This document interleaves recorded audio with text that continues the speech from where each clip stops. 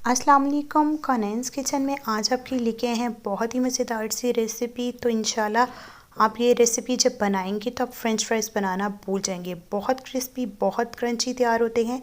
तो बनाना स्टार्ट करते हैं। 2 अदद मैंने आलू ले लिए थे कच्चे, उनको ग्रेटर की मदद से ग्रेट कर लिया। आपने भी जब ग्रेट करने हैं तो मोटी वाली साइड से ग्रेट करने हैं। दोनों आलू को मैंने बहुत अच्छे से ग्रेट कर लिया और देखिए माशाल्लाह से कितने खूबसूरत ग्रेटर से ग्रेट हुए हैं। अब इसमें डाल देंगे पानी, ताकि जो इसका जितना भी स्टार्च वगैरह है वो सारा निकल जाए। 1 से 2 पानी के साथ हम आलू को अच्छे से वॉश कर लेंगे। अब एक बाउल ले लिया है, इस पर एक छन्नी रख दी है मैंने। इसमें सारे आलू हम इसमें डाल देंगे और इसको थोड़ी देर के लिए छोड़ देंगे, ताकि इसका जितना एक्स्ट्रा पानी है वो सारा निकल जाए। ये देखें नीचे से कितने अच्छे से ये पानी जो है वो सारा निकल रहा है। इसी तरीके के साथ अभी मैं इसको इसी तरह छोड़ दूँगी, ताकि इसका पानी जो है अच्छे से निकल जाए। सारा पानी बहुत अच्छे से ड्रेन हो चुका है। अब एक कपड़ा ले लिया है, किचन टॉवल। इसके ऊपर जो मैंने सारे आलू स्टेन किए थे वो डाल देंगे और इसको अच्छे से फैला देंगे और इस कपड़े की मदद से जो है हम इसको अच्छे से ड्राई कर लेंगे। जितने आपके आलू अच्छे से ड्राई होंगे, आपके स्नैक्स जो हैं उतने ही क्रिस्पी और क्रंची रेडी होंगे। बहुत अच्छे से दबा दबा के सारे आलूओं को बहुत अच्छे से खुश्क कर लूँगी। ये देखिए माशाल्लाह से सारे आलू मेरे बहुत अच्छे से ड्राई हो चुके हैं। इनमें बिल्कुल भी अब मॉइस्चर नहीं रहा। अब एक बाउल में डाल लेंगे इसको।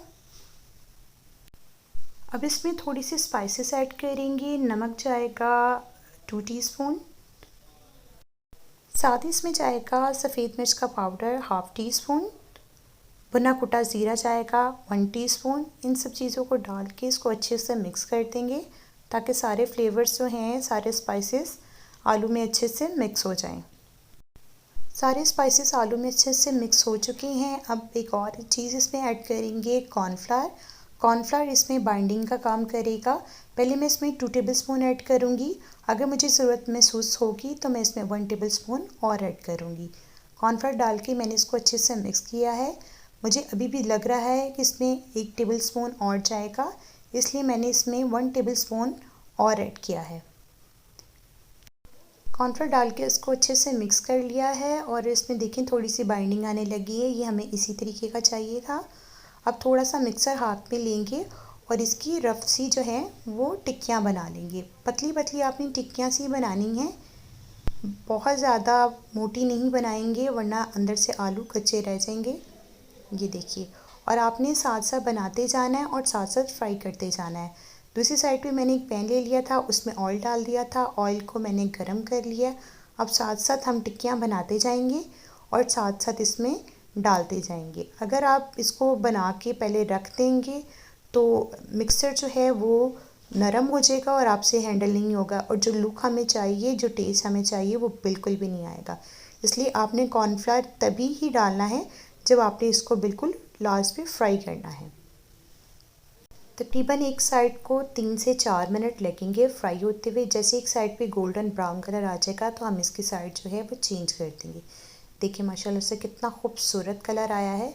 जो मैंने पहले डाली थी उसको हम साइड चेंज कर देंगे और बाकी की साइड को हम बाद में चेंज करेंगे। टोटल 4 मिनट लगेंगे एक साइड को, दोनों साइड पे 8 मिनट लगेंगे। दोनों साइड से बहुत अच्छे से फ्राई हो चुकी हैं और बहुत खूबसूरत सा गोल्डन कलर आ चुका है। बहुत क्रिस्पी तैयार हुई हैं, बहुत क्रंची हैं। मैं आपको चेक भी करवाऊंगी कि ये कितनी क्रिस्पी रेडी हुई हैं।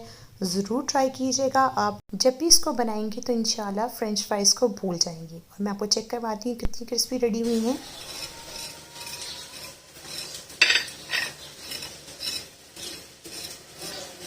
ये देखिए माशाल्लाह से, मैं आपको एक तोड़ के भी दिखाती हूँ कितनी क्रिस्पी है ऊपर से और अंदर से कितनी सॉफ्ट है। ज़रूर ट्राई कीजिएगा। बहुत कम ऑयल में फ्राई होती हैं, बहुत क्रिस्पी रेडी होती हैं। डिफरेंट स्नैक है, डिफरेंट रेसिपी है। बच्चों को बना के दीजिएगा, अपने प्यारों को बना के दीजिएगा और अपने फैमिली मेम्बर्स के साथ इसको चाय के साथ ज़रूर इंजॉय कीजिएगा। वीडियो अच्छी लगी तो वीडियो को लाइक कर दीजिएगा और चैनल पे नहीं आए हों तो सब्सक्राइब कर लीजिएगा, बेल आइकन को प्रेस कर लीजिएगा, ताकि आने वाली हर नई वीडियो का नोटिफिकेशन आपको मिलता रहे। दुआ में याद रखिएगा और अपना फीडबैक देख के ज़रूर बताइएगा कि आपको हमारी रेसिपी कैसी लगी। इस रेसिपी को अपने दोस्तों के साथ, अपने प्यारों के साथ ज़रूर ज़्यादा से ज़्यादा शेयर कीजिएगा। अल्लाह हाफ़िज़।